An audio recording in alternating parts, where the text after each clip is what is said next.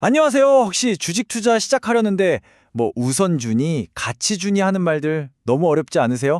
오늘 제가 이 외계어 같은 주식 용어들 아주 그냥 속 시원하게 풀어드릴게요. 초보 투자자라면 무조건 알아야 할 핵심만 쏙쏙 뽑아서요. 네, 맞아요. 주식 시장은 진짜 자기들만의 언어가 있는 것 같아요. 그쵸? 근데 뭐 전혀 걱정하실 필요 없습니다. 오늘 이거 딱 듣고 나시면 와, 나도 이제 좀 아는구나 하는 자신감이 확 생기실 거예요. 자, 그럼 첫 번째 단어부터 바로 들어가 볼까요? 자, 우리가 투자를 딱 시작하면 제일 먼저 마주하는 갈림길이 있어요. 바로 어떤 종류의 주식을 살 것인가 하는 건데요. 크게 보면 두 가지가 있습니다. 바로 보통주, 그리고 우선주예요.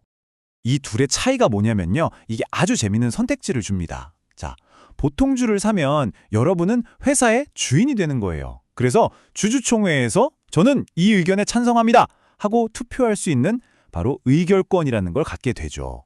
반면에 우선주는요, 이런 의결권은 없어요. 그 대신에 회사가 돈을 벌어서 주주들한테 나눠줄 때, 즉 배당금을 줄 때 보통주 주주들보다 우선적으로 먼저 받을 권리가 있는 겁니다. 그러니까 회사 경영에 참여할 거냐, 아니면 안정적인 배당금을 먼저 챙길 거냐, 이 선택인 거죠. 자, 다음으로 넘어가 볼까요? 되게 재밌는 게 주식도 사람처럼 성격이 다 다르다는 거예요. 어떤 건 막 활발하고 어떤 건 좀 진중하고 여러분의 투자 스타일이랑 딱 맞는 성격의 주식을 어떻게 찾는지 지금부터 한번 알아보겠습니다. 여러분은 어떤 스타일이세요? 미래에 막 10배, 20배 오를지도 모르는 폭발적인 성장을 누리시나요? 아니면 지금 당장 안정적으로 따박따박 수익을 내는 걸 선호하시나요? 이 질문 하나로 성장주와 가치주가 딱 나뉩니다. 성장주는 말 그대로 지금은 좀 미미해도 앞으로 로켓처럼 솟아오를 잠재력이 큰 회사에 투자하는 거고요. 가치주는 이미 회사는 너무 좋은데 이상하게 시장에서 제값을 못 받고 있는 그런 숨은 보석 같은 회사에 투자해서 꾸준한 배당금을 노리는 방식이라고 보시면 돼요. 그리고 주식은요, 경제 전체의 날씨랑도 아주 밀접한 관계가 있어요. 예를 들어 자동차나 건설회사 주식 같은 경기 순환주는요, 경제가 화창할 때 같이 막 주가가 오르다가 경제에 먹구름이 끼면 같이 뚝 떨어져요. 말 그대로 경기의 파도를 타는 거죠. 반면에 우리가 경기가 좋든 나쁘든 무조건 먹고 마시고 전화는 써야 하잖아요. 이런 음식료나 통신주 같은 경기 방어주는 경제 상황에 크게 흔들리지 않아요. 그래서 시장이 막 불안할 때 아주 든든한 방패 역할을 해주는 거죠. 자, 이제 어떤 스타일의 주식을 고를지 대충 감이 오시죠? 근데 잠깐만요. 본격적으로 주식을 고르기 전에 진짜 많은 분들이 하는 아주 큰 착각이 하나 있거든요. 이거는 반드시 짚고 넘어가야 합니다. 그 착각이 뭐냐면 이 주식은 한 주에 60만 원이네? 저건 20만 원이네. 그럼 60만 원짜리가 더 좋은 회사 아니야? 바로 이 생각이에요. 자, 이 표를 한번 보시죠. 삼성전자가 60만 원대, SK텔레콤이 20만 원대예요. 딱 보면 삼성전자가 3배 비싸 보이죠?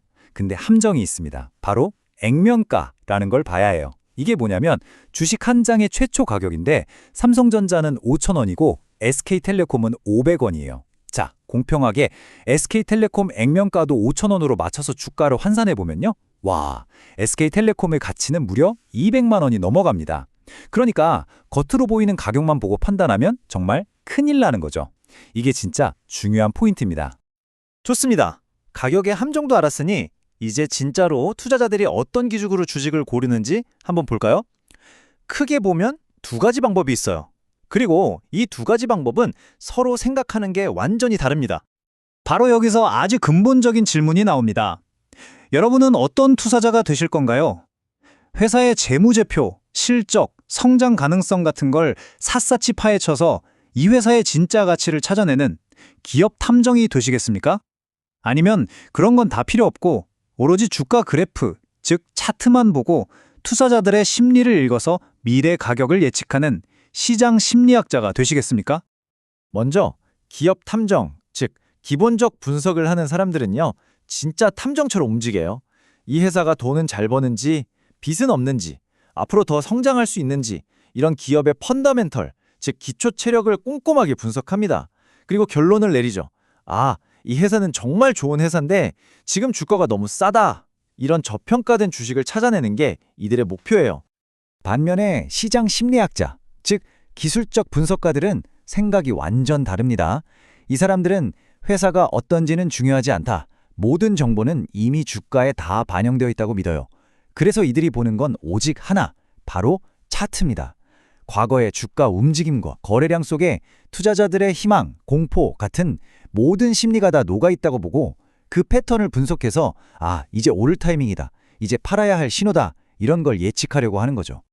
자, 이렇게 기업 탐정과 시장 심리학자 두 가지 분석법을 알아봤어요.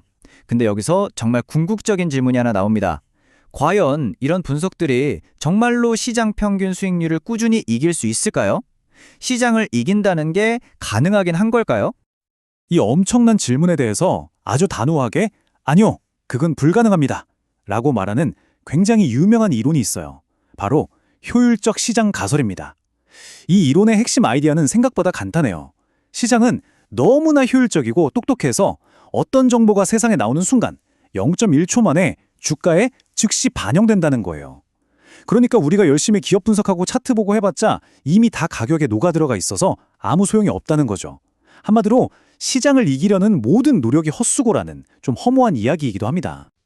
이 가설도 강도가 세 단계로 나뉘어요. 가장 약한 단계인 약형은 과거의 주가 차트 분석, 그거 아무 소용없어 라고 말합니다. 기술적 분석을 정면으로 반박하는 거죠. 그보다 좀 더 센 준강형은 한술 더 뜹니다. 차트는 물론이고 세상에 공개된 모든 뉴스나 정보도 이미 다 주가에 반영됐어. 이건 기본적 분석까지도 어렵다는 얘기가 되죠. 그리고 가장 강력한 끝판왕, 강형은요. 심지어 회사 사장님만 아는 내부자 정보조차도 이미 다 주가에 녹아 있어서 그걸로 초과 수익을 내는 건 불가능하다고 말합니다. 정말 극단적이죠? 와, 듣고 보니 그런 것 같기도 하죠. 근데 정말 시장이 이렇게나 완벽하고 이성적일까요? 만약 그렇다면 지금부터 제가 보여드릴 이런 기이한 현상들은 도대체 어떻게 설명해야 할까요? 현실에서는요, 이 효율적 시장 가설로는 설명이 안 되는 이상한 현상들이 계속 발견돼요. 예를 들면 왜 그런지는 아무도 명확히 모르는데 유독 1월만 되면 주식시장 수익률이 다른 달보다 높게 나타나는 1월 효과 같은 거요. 또 주말에는 주가가 좀 내리는 경향이 있는 주말 효과도 있고요. 이런 현상들을 우리가 시장 이상 현상이라고 부르는데 이게 뭘 의미하겠어요? 바로 시장이 우리가 생각하는 것만큼 100% 완벽하게 효율적이지는 않을 수도 있다는 강력한 증거가 되는 거죠. 자, 오늘 주식의 종류 같은 기초부터 시작해서 과연 시장을 이길 수 있는가 하는 아주 철학적인 논쟁까지 한번 쭉 훑어봤습니다. 머리가 좀 복잡하실 수도 있겠네요. 그렇죠? 하지만 전설적인 투자자 앙드레 코스톨라니가 남긴 이 말을 한번 기억해 보세요. 주식과 수면제를 함께 사라. 이게 무슨 뜻일까요? 시장이 하루 오르고 내리는 거에 너무 스트레스 받지 말고 정말 좋은 회사라고 믿는다면 그 가치를 믿고 길게, 아주 길게 함께 가라는 지혜가 담겨 있는 말입니다. 오늘 배운 용어들이 여러분이 자신만의 투자 원칙을 세워나가는데 튼튼한 첫걸음이 되기를 바라면서 오늘 이야기는 여기서 마치겠습니다.